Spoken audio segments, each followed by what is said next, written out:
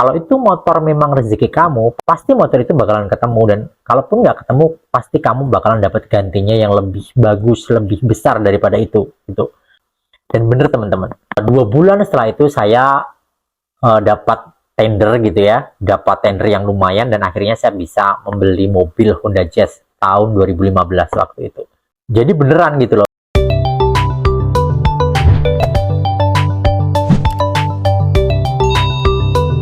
Halo teman-teman, jumpa lagi dengan saya Budi di channel kesayangan Anda semua. Nah, di video kali ini kita mau sama-sama ngebahas tentang rezeki. Bener gak sih bahwa ada orang yang hidupnya tuh selalu dikejar-kejar rezeki? Siapa orang yang tidak ingin memiliki rezeki yang lancar? Hidup serba berkecukupan tanpa kekurangan. Uang pun mengalir deras masuk ke rekening. Bahkan saking berlimpahnya, orang yang dikejar-kejar rezeki bisa beli barang-barang mewah dengan sangat mudah. Nah, orang seperti ini tidak perlu mengejar rezeki dengan susah payah, karena rezeki yang bakalan mengejarnya. Uang yang mengejar hidupnya.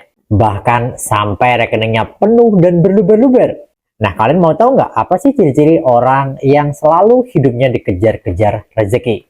Nah, di video kali ini kita mau bahas tuntas bagaimana ciri-ciri orang yang hidupnya selalu dikejar-kejar rezeki. Uang mengalir ke rekeningnya deras dan selalu dikejar-kejar uang dalam kehidupannya.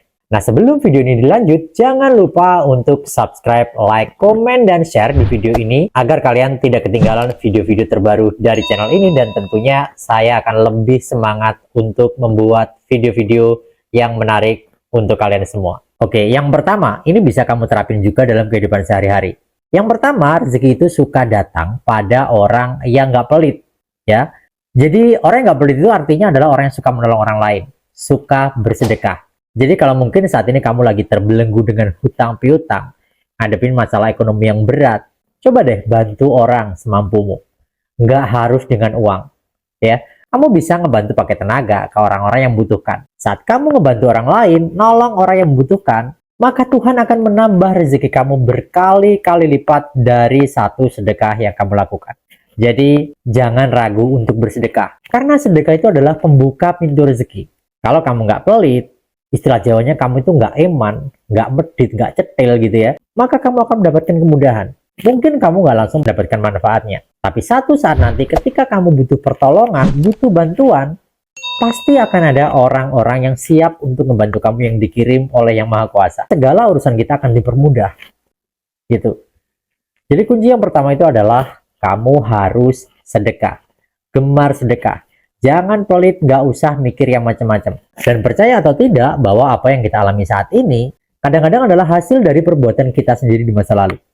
Jadi misalkan saat ini kita mengalami satu hal yang nggak mengenakan, ya, satu peristiwa yang membuat kita tuh jadi ngerasa berada di titik terendah gitu ya.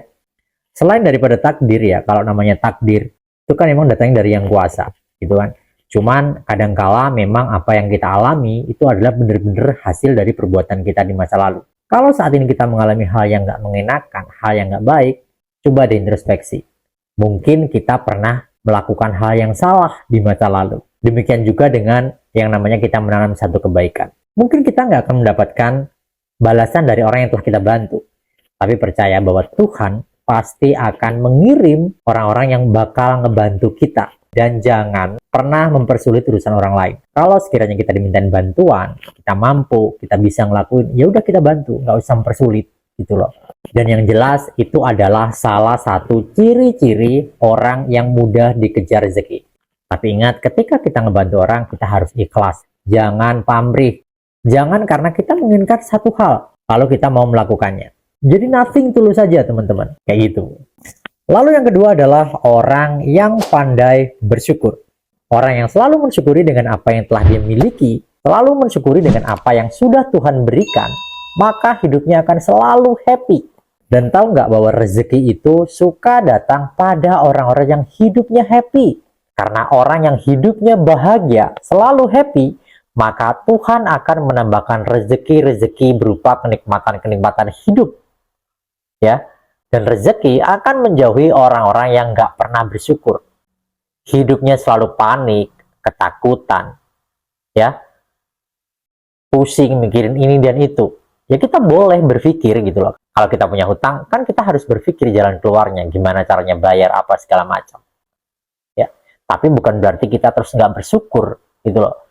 Ketika kita nggak bersyukur, maka Tuhan akan mencabut kenikmatan itu. Salah satunya berupa rezeki itu, teman-teman. Jadi salah satu ciri orang-orang yang dikejar-kejar rezeki, hidupnya selalu mujur, berkelimpahan, itu adalah ya rasa bersyukur itu sendiri gitu loh. Makanya ketika kita berdoa, ini bagi yang muslim, setelah kita sholat itu biasanya kan kita berdoa ya. Kita berdoa itu jangan cuma meminta, tapi kalau bisa kita juga harus mensyukuri ya apa yang saat ini sudah kita miliki maupun yang belum kita miliki sekalipun. Ingat ya bahwa salah satu faktor terkabulnya sebuah afirmasi, manifestasi itu adalah dengan menanamkan rasa syukur ya. Seperti tadi saya katakan bahwa sholat itu nggak hanya meminta, nggak hanya mengemis ya. Apalagi kalau kita beribadah itu hanya pas ada maunya aja gitu kan. Kalau bisa ya, ketika kita sholat berdoa itu ya kita bersyukur, mensyukuri apa yang telah Tuhan kasihkan kepada kita ya, maupun yang belum kita miliki sekalipun. Ingat bahwa alam bawah sadar itu tidak tahu bahwa kita sudah benar-benar memiliki atau belum gitu loh. Ketika kita bersyukur, mensyukuri hal-hal yang belum kita miliki seolah kita udah menerima, udah memiliki ya, maka semesta akan mengabulkan gitu loh. Apa yang kita inginkan selama itu bakalan bener-bener kita bisa milikin, teman-teman. Jadi itu adalah pentingnya rasa syukur. Oke, sekarang yang ketiga nih ya. Yang ketiga itu adalah ikhlas ya. Orang yang selalu membiasakan dirinya untuk ikhlas, menerima ya, menerima segala apa yang dialaminya di dunia ini ya. Saya selalu mengatakan di video-video saya sebelumnya bahwa obat dari segala obat itu adalah ikhlas. Ilmu ikhlas, teman-teman. Mungkin ini adalah hal yang cukup sulit dilakukan.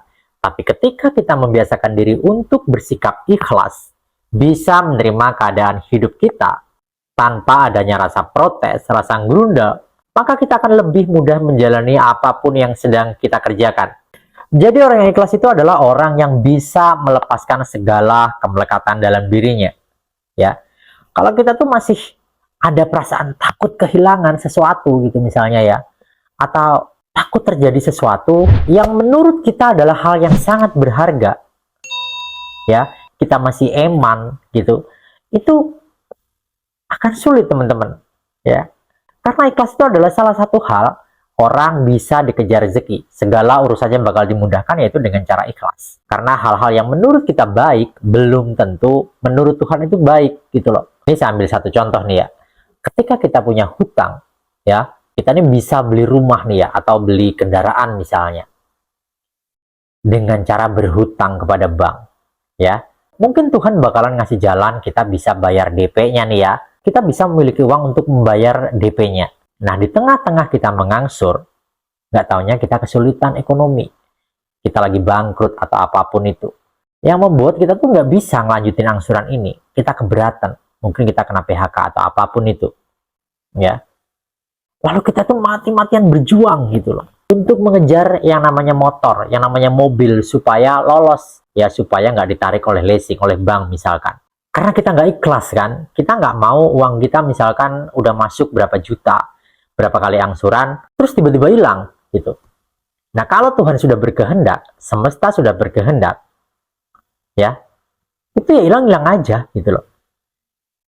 Nah, dari sini ketika kita punya rasa ikhlas, kita bisa melepaskan segala keberkatan dalam diri kita, ya. Kita udah nggak gini lagi nih yang genggamnya, tapi udah biarin gitu kan. Maka hidup itu akan lebih tenang, beban ini akan jauh lebih ringan. Dan yang pasti, apa yang kita lepaskan, pasti nanti bakalan dapat gantinya. Percaya deh. Ini ada satu cerita nih ya. Pada tahun 2014, saya pernah kehilangan motor nih ya. Motor Vario waktu itu. Ketika motor ini hilang, dicuri oleh maling, saya tuh benar-benar sedih gitu loh. Ngedrop, saya sedih. Saya murung, memikirkan, aduh motor ini harganya sekian. Ya kan, saya belinya dari nabung nih gitu. Terus tiba-tiba diambil sama maling. Dan saya udah bikin laporan ke sana kemarin ya, saya udah bikin laporan polisi apa segala macam, tapi nggak menemukan titik terang. Kemudian kakak saya itu ngomong, kalau itu motor memang rezeki kamu, pasti motor itu bakalan ketemu, dan kalaupun nggak ketemu, pasti kamu bakalan dapat gantinya yang lebih bagus, lebih besar daripada itu. Gitu. Dari omongan itu, saya tuh ingat sampai sekarang gitu loh. Saya selalu, kalau ada sesuatu yang nggak bisa saya kejar, Saya selalu berprinsip gini, kalau memang rezeki saya pasti itu nanti saya dapetin. Kalau enggak, ya berarti bukan rezeki saya gitu kan. Dan bener teman-teman, 2 bulan setelah itu saya dapat tender gitu ya, dapat tender yang lumayan dan akhirnya saya bisa membeli mobil Honda Jazz tahun 2015 waktu itu. Jadi beneran gitu loh, bahwa ketika kita sudah ikhlas, kita bisa melepaskan barang berharga yang mungkin bisa dibilang itu bukan rezeki kita ya, meskipun kita yang beli. Maka kita akan mendapatkan ganti yang jauh lebih bagus, jauh lebih baik gitu loh, yang sudah disiapkan oleh semesta, oleh Tuhan Yang Maha Esa gitu.